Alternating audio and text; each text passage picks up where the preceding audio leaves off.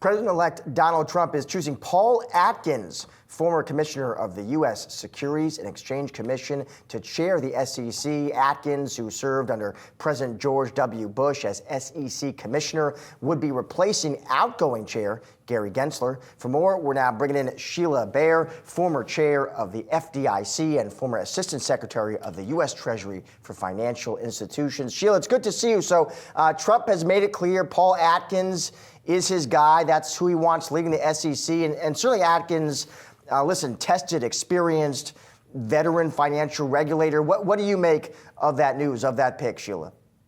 Yeah, it's a good choice. It's a relief. I think he's very solid. Philosophically, I think he'll be very aligned with the president-elect. But he's a seasoned hand. He understands the need for regulation. He understands the need for regulatory oversight of the securities markets. He'll be thoughtful about it.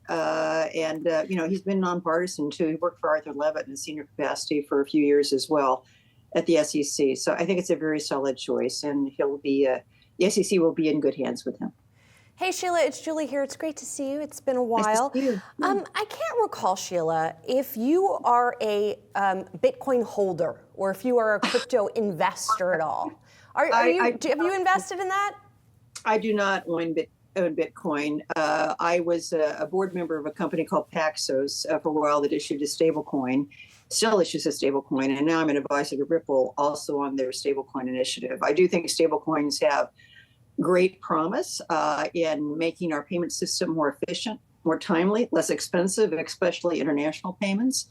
So I think that is a technology that has promise for socially beneficial uses, and I hope this administration will think about ways to create a regulatory environment that promotes responsible uses of it.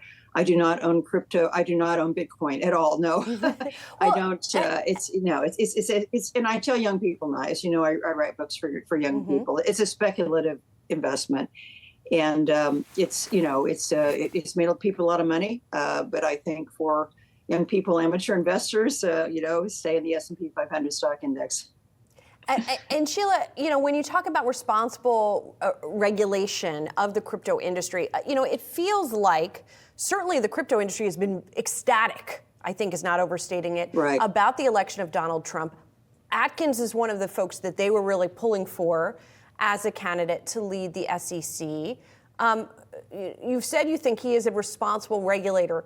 Do you have any concerns about the underregulation of crypto under him and or this incoming administration?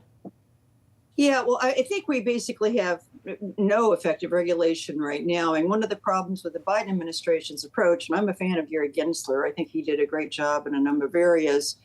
But on this one, I think the approach was kind of to use securities laws as a weapon to shut a lot of it down, where I think a more constructive approach would be to create a regulatory environment that would foster the good uses of it and help force out the bad actors. It's kind of a cesspool out there right now.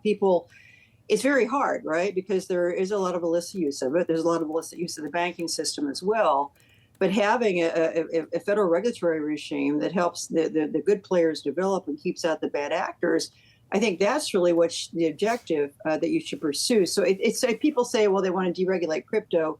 At the federal level, crypto's never been, it's kind of been, they've just tried to keep it out as opposed to regulate it or create a regime where it would be regulated. And ironically, I think that's what most of the crypto industry wants. I think they agree that for that market to become credible and really grow, it needs proper regulation.